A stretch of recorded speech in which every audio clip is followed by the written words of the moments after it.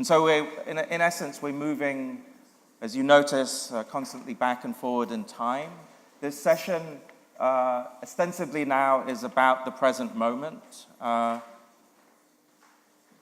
extreme and not extreme, and in particular, the worlds of contemporary art, which one could also include modern art in that, or even historical art, but the role of various institutions, actors and agents in the art world today, and also independent cinema.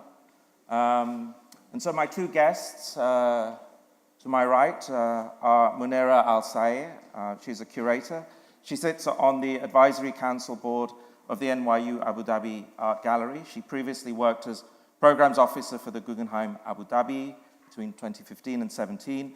She's curated the Abu Dhabi Art Talks program in 2017 and co-curated Art Dubai projects in 2014. Butheina Kazim is the founder of Cinema Akil, programming repertory cinema programs across the UAE. I always have trouble with repertory. Repertory, I have to practice that.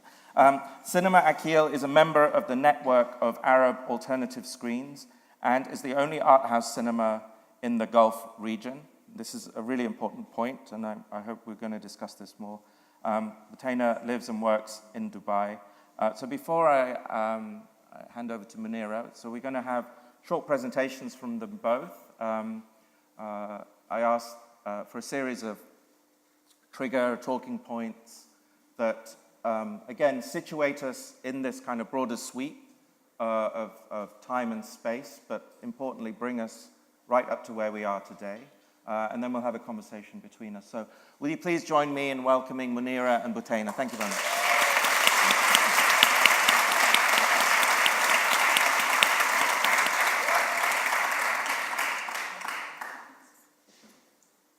Could we get the other PowerPoint up, please? Yeah, could we have MUNIRA's up first, please?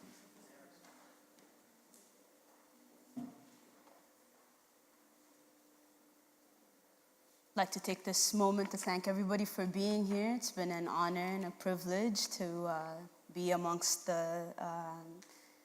everybody that has been on the stage. And with that said, I'm looking at a specific focus within contemporary art. I'm starting to look at the idea of community and the essence of community in understanding the truth of the overall arts ecosystem in the UAE. So I will begin by looking at the 70s and slowly work my way up to the present with focusing in on 2007 as a moment of catalyst for change. So since I have this ready here, I'm going to read it out to you guys. Community sits at the core of contemporary art history and the introduction of conceptual thinking in the United Arab Emirates. The United Arab Emirates has been put on the map for contemporary art in recent years for its mega projects, but contemporary art and conceptual thinking formally began to appear in the United Arab Emirates from the 1980s. And informally, you can see the beginnings of this thinking in the 1970s.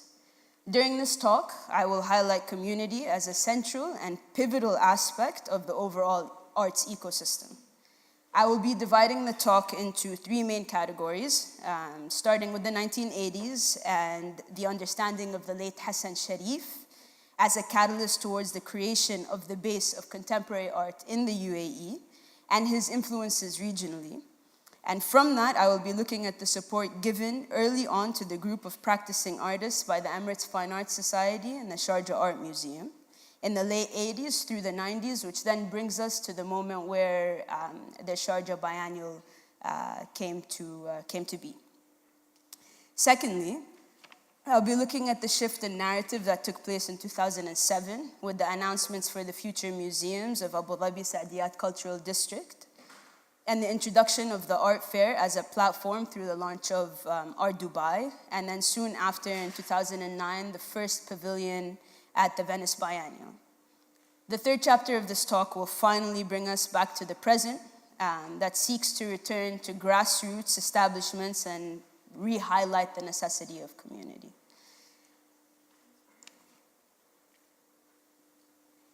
Hassan Sharif, I'm sure most of you have heard of him, was an essential part of the establishment of the conceptual movement in the United Arab Emirates.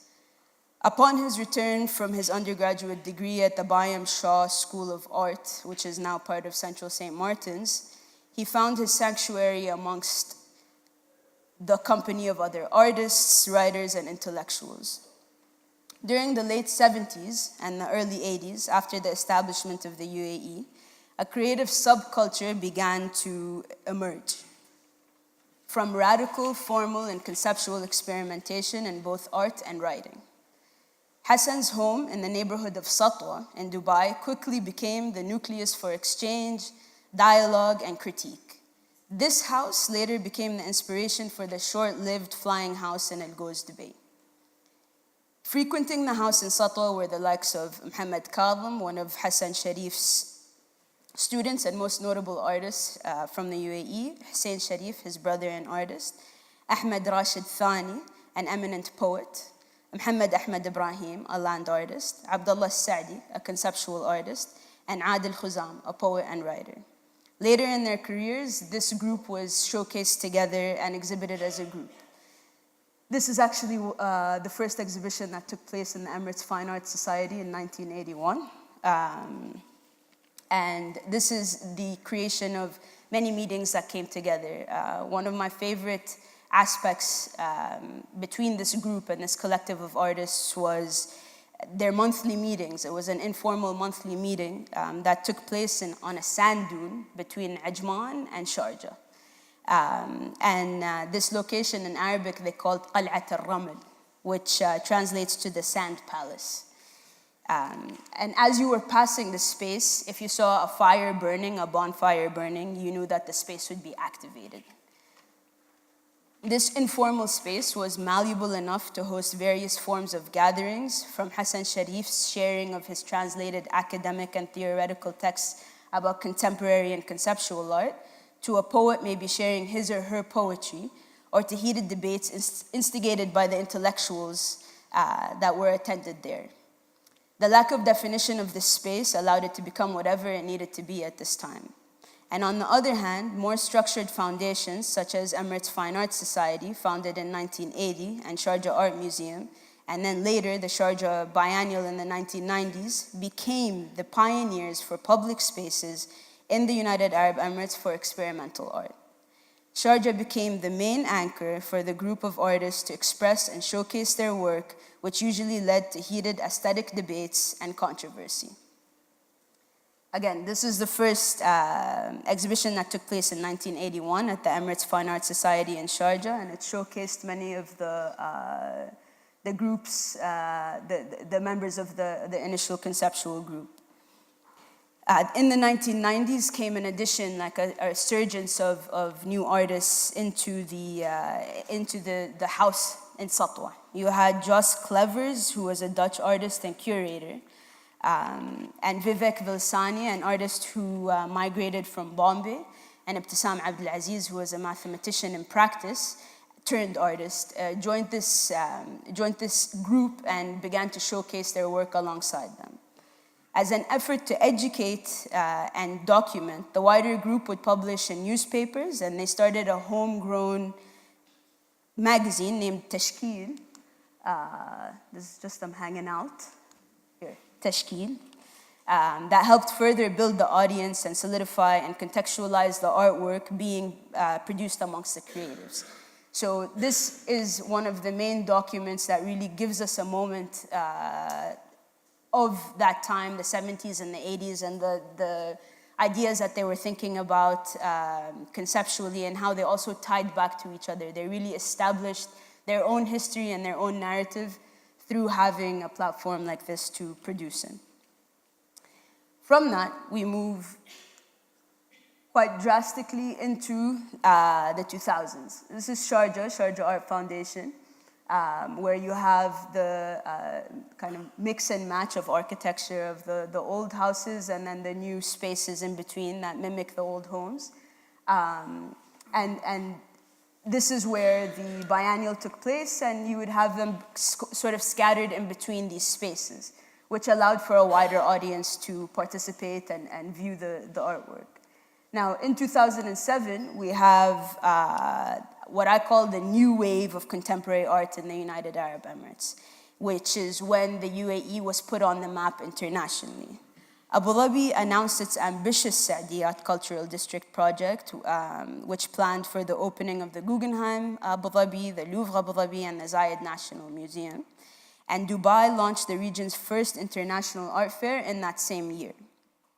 Through these institutions, a new platform for structured programming and the idea of the formal institution began to evolve the overall arts infrastructure and further began to shape the role of cultural diplomacy in the United Arab Emirates.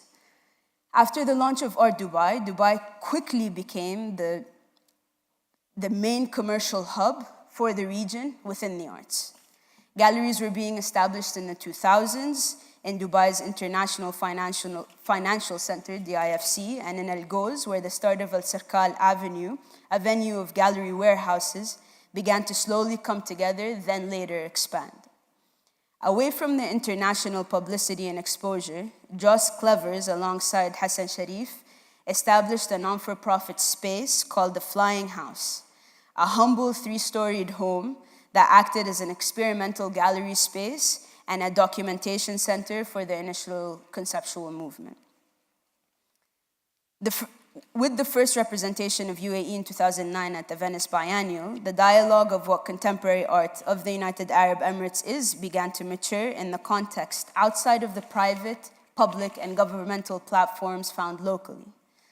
Finally, we arrived at, this was last year's Venice Pavilion for the UAE.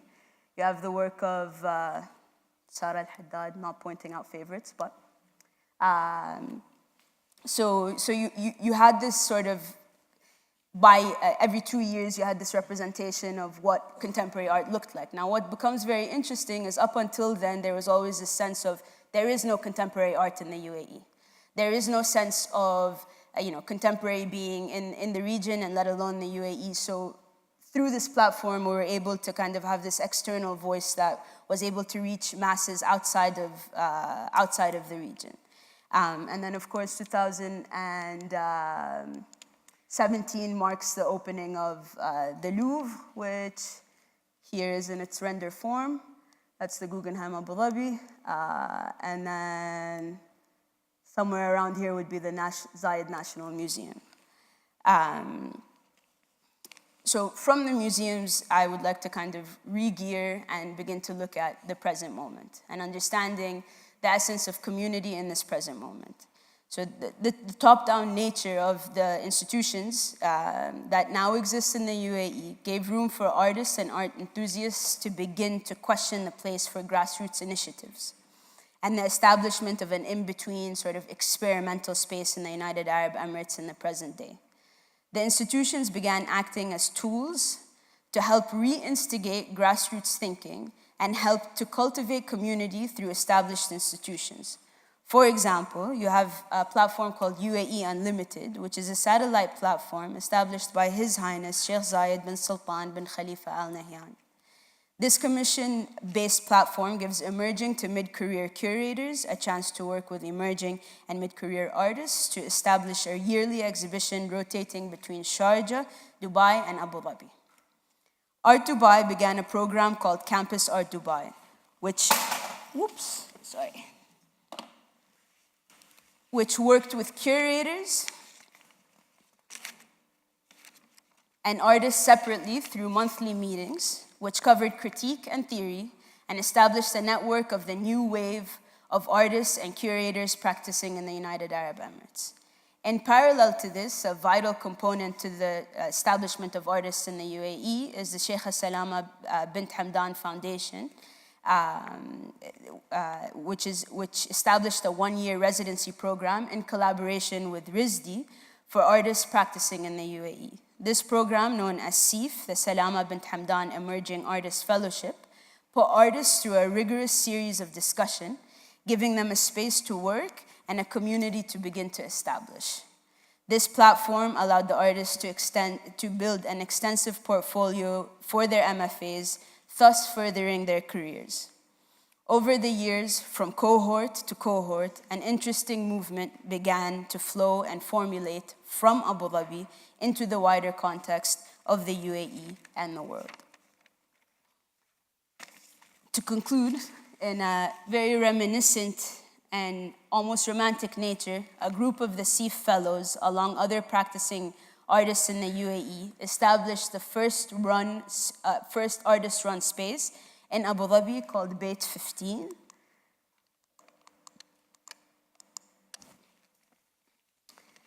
And this natural return to grassroots, individual and introspective narratives of the UAE's current reality has brought the art scene in the UAE back to its original grounded form. The 5 artists, Metha Abdullah, Afra Dhahri, Hashil Al-Lamki, Chris Mortensen, and Tony Bragg, have a public exhibition space in the downstairs area and their studio spaces above within Beit 15. This nature of return towards existing outside the establishment is vital to the truth found in the arts of the United Arab Emirates. Like the artists in the 80s, currently in the UAE, a new wave of avant-garde art inspired by its own art history is instigating a new level of art locally, regionally, and internationally. Thank you.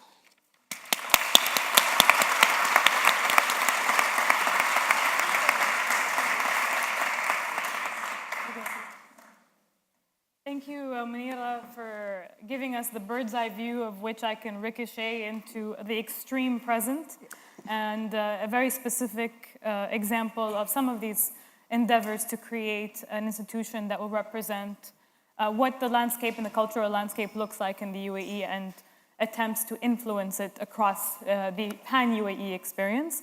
And before I do that, I'd like to thank His Excellency Zaki Nusayba, Her Excellency Noura Al-Ka'bi for joining us here, and everybody that's joining us tonight, and my co-panelists and everybody that's part of this event. And it's an extreme, I think, pleasure and also provocation for this project to be situated somewhere in the present. For cinema is, I think, the most pan-durational, non-chronological medium that exists in the illusion of a vessel that represents everything from multiple sentiments to spaces to context to times and experiences, and it's that sort of utopia that has brought me to this moment here today. I usually outsource the explanation of this project to images, and usually the moving image, in this case manually moving images.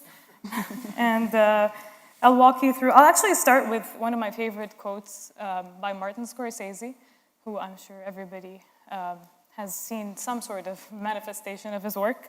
And it kind of really informs the work that, that has gone into his filmmaking, but also his work with the Film Foundation and also the independent cinema sphere and the decision to open an independent cinema at a time where eyeballs are shifting to individual screens.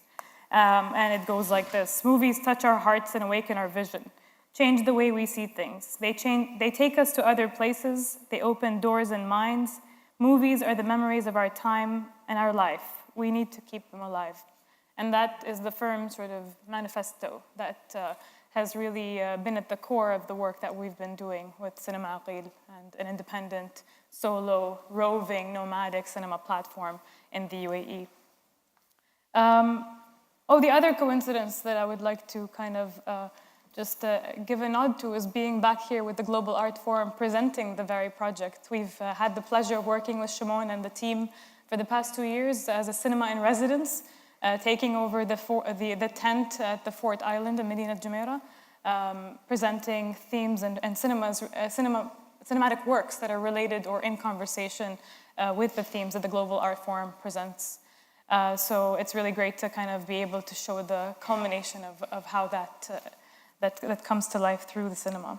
Okay, so this is sort of our beta test cinema, which I'm going to talk about in terms of figuring out whether a cinema needs to be rooted and bolted down through brick and mortar in a space, or can it exist temporally and ever-changingly? And if I can get this to work. So I'll give you a little bit of an overview. But before I do that, can I just get a show of hands of from our audience here, if you've ever been to a picture house or an everyman theater or a Curzon? Can I see hands? Oh, there we go. All right, so this is precisely the kind of reaction that I've been working towards achieving in the UAE space. And over the course of the past 4 years, we've been thrilled to see that that experience is universal, and that excitement and love of cinema as a shared experience exists everywhere. So Cinema Akil started 4 years ago in 2014 in a very small art gallery, the Third Line Gallery, which was the home of the Farhad Mushiri first exhibits in the UAE, Munir Farmayan, Hassan Hajjaj, and Lamia Gargash, and a lot of important artists that shaped the UAE art landscape that Munira spoke about. We presented a series of 6 weeks, films across 6 weeks from the whole gamut of what would be considered repertory cinema, Shamon's favorite word, and everything from Dial M for Murder by Alfred Hitchcock, Pathar Panchali, from the Upwood trilogy, Like Father, Like Son by Hirokazu Koreeda, Pablo Larraín's No, and so on. And we presented these films as a kind of shot in the dark to see whether the UAE had a place and an appetite for independent cinema. And through that presentation, we were kind of ricocheted into the 4-year journey that I'm about to present. As Shimon introduced, this is the first art house cinema in the Gulf, and it seems like a very far-fetched idea, being in a city like London, where every 2 steps, you kind of, confront some sort of art house cinema space. It has celebrated its fourth anniversary this July, and has existed temporally, nomadically, and transiently, jumping from one location to the other in the presentation of these films. In September 2018, which is right around the corner, we will endeavor to have our first outpost to present every day a release slate of independent cinema every single day of the year for audiences in the UAE. We're going to start in Dubai and then, inshallah, spread across the UAE as we always have. So this is what it looks like. We started off as a pop-up cinema, outdoor, indoor, a small space of 4 people sometimes, a room of beanbags, floors, concrete surfaces, and sometimes stadiums like Manarat Saadiyat, which has become our home in Abu Dhabi. The Beta Art House experience, which I'm going to talk a little bit more about, was our 2.5-month test run of what an art house cinema would look like in a warehouse in Al Sarkal Avenue in Dubai. And then now going into a permanent home, ticketed with commercial releases every single day. So this is what it looked like. This is the sort of enthusiastic crowd that gave us our needed motivation to continue. In terms of the landscape of the UAE, I mean, the UAE has the biggest penetration, the largest penetration of multiplexes per capita in the region, but not a single dedicated art house repertory screen. There have been multiple experiments, like the Picture House dedicated screen in Dubai, in the Dubai Mall, or Mall of the Emirates had something called Div 365, which was the Dubai Film Festival sort of year-long space, which has unfortunately now shifted focus and will come back in 2019 in a different form.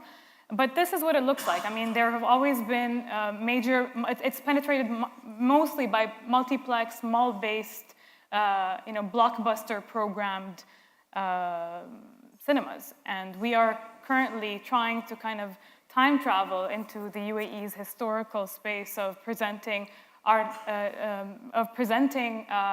standalone, communal, informal way of experiencing cinema. Our programming there's a huge range in terms of what we look to, but really we are at the core of, of what the UAE identity represents. We are, part of the Global South conversation. We seek to present the cinematic traditions that exist in our realm and look at the best of specifically the MENA region's cultural production and cinematic production from every single year. It was mind-blowing to me that it was easier to see a film produced out of Egypt or Lebanon or even sometimes the UAE on a big screen in Paris or in Berlin or in Beirut than to see it in Dubai or to see it in the UAE. So that was something that, that was a gap and an oversight that really needed to be rectified by a space like this, and this is has become a big part of our focus and part of our conversation. Children's cinema, documentary films is a very big part of what we do. Critically acclaimed cinema, award-winning cinema that is part of everybody's contemporary ethos right now. Cult classics, which have informed everybody in our generations and prior to that, and experimental films, which otherwise don't have homes on the big screen. So we've shown everything from films that are Saudi films that have been made only for YouTube consumption on the big screen and presented them as releases. So we've really had the opportunity to play around with how cinema is presented. This is what it looks like over the past 4 years. We've had 62 pop-ups, which means 62 different programs that have popped up across the country with a total of 50,000 attendees, multiple collaborations with institutions, over 250 shorts, and definitely more than 58 languages. We're also a proud member of the network of Arab art house screens, or Arab alternative screens. It's a consortium and a network that combines cinemas, that brings together cinemas from Tangier to Khartoum to Beirut, the Metropolis Cinema, and we represent the only cinema in the Gulf, and exchange everything from programming to best practices to audience behaviors and so on. And I'll just show you a few examples of what this temporal cinema that I've been talking about looks like. We pop up at everything from specific events where we program, use the language of cinema and use the medium of cinema to present certain ideas related to specific events. So if there is, for example, the Market Outside the Box, festival, which is a festival that year was focused on sustainability. We presented films that, like Bjork's Biophilia or Werner Herzog's The Wild Blue Yonder, which take a little bit of a lenient view on these thematics and really toys with it. This is Soul DXB down there, which is it's sort of a lifestyle sneaker, hip hop trade event, which has become a space to hack the sort of commercial event to present the history of hip-hop, the language of hip-hop and streetwear, and look at some of the foundational characters that have shaped these movements. That is, up there is Sikka Art Fair, which is in the Fahidi historical area, where we were able to take over a historical site and turn it into a cinema. So for us, it became a game of every theme, every conversation, every surface becoming a space for a larger view on ourselves through cinema. These are cinema seasons that we put together. So we take over certain spaces like MUNIRA Al Sayegh, where we were invited to put together a season of 8 months programs showcasing two films a month. And mind you, these are films that never get released in the UAE oftentimes, or even in the region oftentimes. So it's really kind of a huge responsibility for us to present these films and to speak about them in a way that really allows people to access them and then develop an appetite for further films that have that language. So that's a very important thing to mention. This is Al Sarkal Avenue, which is where our permanent home will be. Cine Concerts is another thing that we've played with, which is kind of reinterpreting scores, like in this case, the Fritz Lang classic Metropolis, which was reinterpreted by an electro-shabby Egyptian band to present it in a very different idea of a public conscience coming to life. Mini film festivals is another thing that we do. Everything from a feminist film festival, which is running right now at MUNIRA Al Sayegh and the A4 space on Al Zarqa Avenue, titled Fierce, Films in the Courtyard, which is in the Fahidi Historical District, films at MUNIRA Al Sayegh, which presented films like Killing of a Sacred Deer, A Suitable Girl, Manifesto by Julian Rosenfeld, and so on. And then specifically Arab-focused programs like On Arab Geographies, where we premiered in the UAE films that are unable to access audiences in Egypt. So these are really important moments in our trajectory. And obviously, we try collaborating with different corporate sort of activations to keep our project sustainable.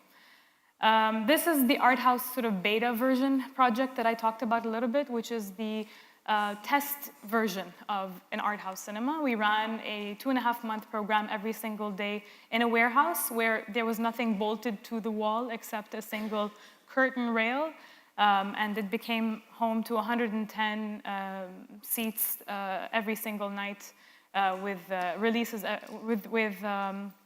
with multiple exclusive releases, including the Emirati film Abdullah Al-Kaabi's Only Men Go to the Grave, and In the Last Days of the City, Raoul Peck's I Am Not Your Negro, and other important films like that, which would otherwise have only gone to video on demand. So this was a very important kind of role that we tried to take ownership of. And these are some of the titles that I was discussing. So as you can see, the range spans across David Lynch's, Twin Peaks Fire Walk With Me, to the Kyrgyzstani amazing film Centaur, to films like Maulana and Fire at Sea, which won the Golden Bear, and so on. And finally, I'll just whet your appetite with what we are hoping to bring to life, and what hopefully, if you ever come to the UAE, you'll be able to see as the first home for art house cinema in the Gulf. This is the warehouse that we're taking over, and this is a 3D render. And obviously, as now we've sort of looked into the utopian imaginations of architectural plans. We're going to endeavor to bring this to life as beautifully and as impeccably as possible. But maybe the impeccable element is what we should rid ourselves of at the same time. So that's a constant conversation in terms of what design elements are going to be part of this space, but this is what it looks like. The real attributes that we're trying to focus on is to be accessible, is to be diverse, and to be informal. A place where people can come together in shared darkness to share an experience, an idea, a travel, and possibly engage or disengage and sit in these ideas together. These are some of our neighbors, and this is a cinema room. So as you can see, it's very atypical of an art house cinema, and almost reminiscent of the original cinemas that were in the UAE in the 70s and 80s. Flat surfaces, an eclectic set of furniture, and those seats that you see here were actually taken from the Golden or Plaza Cinema, which was recently demolished. It was the last standing single standalone cinema in Bar Dubai.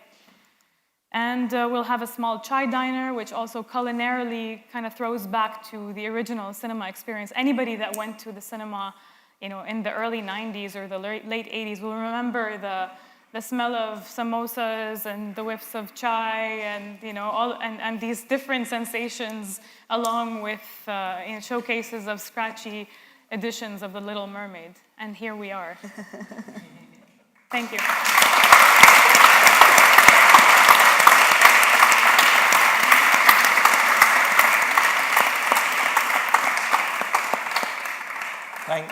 Thank you so much to both of you. I just have two short questions before we move on to our last session and dive in further into the future. The first actually is for you, Butheina, and it relates to your last comment or your last reflection, because it's sometimes said that independent cinemas are an endangered species across the world, but perhaps not evenly across the world. As you rightfully say, London seems to be one of the cinema ecologies where independent cinema is still surviving and quite strongly. And perhaps there are other places in the world where that can't necessarily be the same. And of course, these forces that are kind of gnawing away at independent cinema have been around for a very long time. Of course, it starts with multiplexes, but now we have YouTube, we have Netflix, we have BitTorrent. Our eyes are... What do you mean? No comment. I do not advocate illegal downloading of cinema. But yes, you've often through your own social media, you've often expressed a kind of melancholy at the destruction of small cinemas from the 70s and 80s in the UAE, but I think also in the wider Gulf, which is also interestingly a kind of one could say the same thing about a certain erasure and destruction of architecture from that period, from the 70s and the 80s. And I know Ahmed and Rashid and Sultan al-Qasimi. You know, there have been various protagonists who have all been actively advocating for, in a sense, to quote Hans Ulrich quoting Eric Hobsbawm, a protest against forgetting. So to what extent is Cinema Akil a protest against either forgetting or a certain kind of erasure of not just cinema culture, but certain where architecture and cinema come together to produce certain forms of community, to use Munira's word? I mean, I think that, I occupy the very, unfortunate space of being hopelessly poetic and romantic about the medium that I operate within, and crassly pragmatic about the means necessary to preserve it. So if you look at the cinematic landscape here in the UK, which is very unique to the way that it exists in the rest of the world, they've been able through different business models and different structures and networks of independent cinemas to preserve the independent cinema as it stands today. Looking at the picture house model, for example, is a very important one in which a sort of a multiplex sort of effect or model is applied to independent standalone cinemas and screens across the country. Day and date releases is another thing. So cinemas opting to release films at the same time they come out on VOD. So there's a lot of different sort of business models and decisions that have to be made in terms of the survival of the actual economics of keeping a cinema alive. But on the more sort of romantic element, or the view on the necessary function that a cinema plays, I look to these structures that Ahmed and Rashid presented, that His Excellency Zaki Nusayba talked about, spaces that brought people together. And I think that there's anything that we are fortunate to have in the UAE is a plethora of experiences, a plethora of stories and identities and experiences and religions that need even more spaces to congregate, to share, to sit in darkness and experience their own stories sometimes, and project those stories to other people, experience completely alien ideas and imaginations of different futures, reflect back onto pasts that existed or recollections of our past. So I think that shared communal experience is something that is here to stay. How and what that would look like, I think will have to be informed by the specificity of the context. And in this case, we're building something that is, they're by no means original, but is also, in a way, a Frankenstein cinema or a space that feeds off of successes and attributes that were so beautiful about the country in which we operate.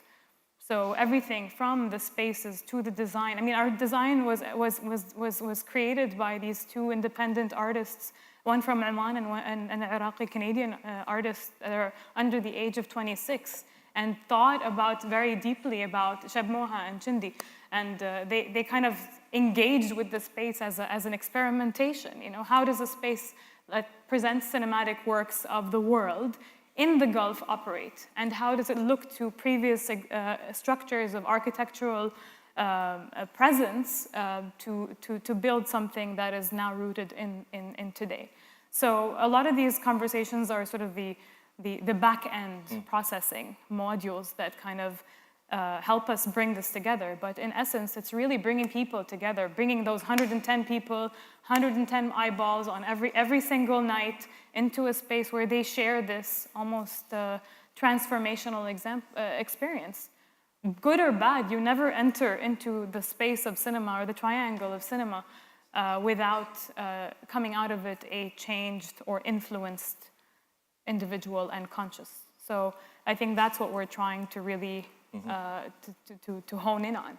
And just to, my final question before we move on to Noah, and this is to both of you, but I would like to ask you, Munira, first. I mean, I found something very interesting in both of your presentations. There's a question of scales, concrete and abstract. Now, there are certain forces, globalization, of course, is one, nation building is another, that tend towards certain scales of cultural institution, right? Like they lend themselves to certain iconic forms of visibility, or certain forms of, you could say consumer-led mass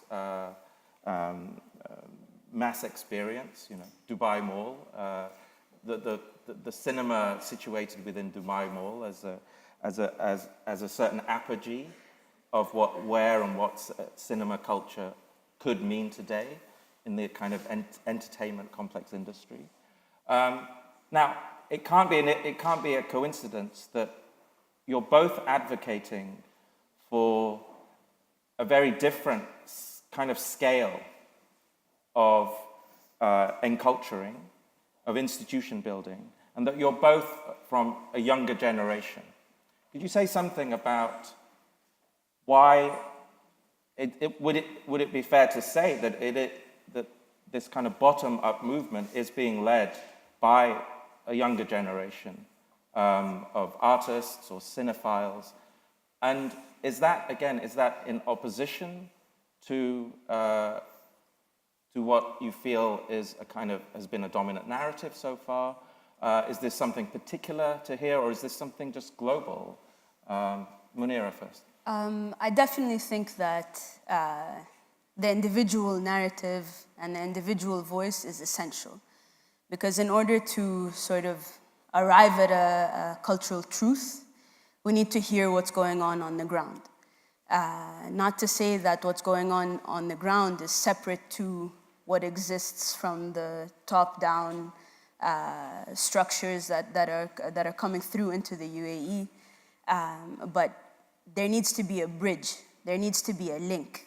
And with globalization and this idea of existing as an international global human, there's still something that is specific towards us, be it our language, be it our heritage, and the way that we transformed is very particular. The way that you look at the UAE from the 1970s, and you look at our ancestors, and then you look at Butheina and it's there are huge jumps that have taken place socially. And the only time that you can make, in my opinion, these institutions truthful and really give you a sense of experience about the culture and about the place that you are in, is when you begin to incorporate these local grounded voices. And that's something that needs to start from the bottom up. And I feel like within our generation, we look back to the likes of Hassan Sharif and how he had this small house that as long as you had a key, you can enter at any time, and he lives there, so it doesn't matter what time you come in, and just this sense of movement and community and just extending ourselves to cinema and cinema extending itself to us, and for this narrative to really be written by us, from us, by us, and then to the rest of the world. And because naturally the UAE is a global country. It's a very international country and has a very international outlook. But the local and the regional, I think, after that are the two most important things. To develop this network is highly necessary in order for things not to be whitewashed or erased.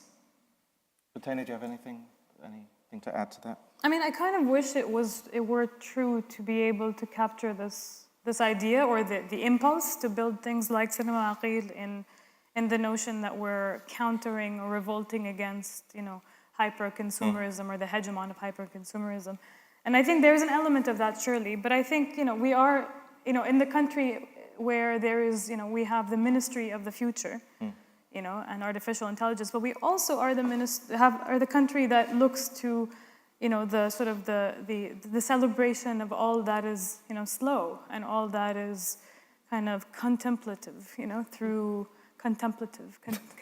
Like repertory, impossible to say. Through the Ministry of Happiness and so on, and all of these things, whether you call them by those names or by your names, culminate into one singular idea, which is the need to take stock and the need to slow down and the need to reflect. And I think these spaces offer the unique opportunity and the unique platform for these voices to take stock of the trajectory that His Excellency at the beginning of our talks presented to us. How did we get here? What do we look like? Who's sitting on my right and who's sitting on my left? What languages do they speak and what languages do I speak? And I think those spaces are the only spaces in which these opportunities are presented unbiasedly and free-flowingly.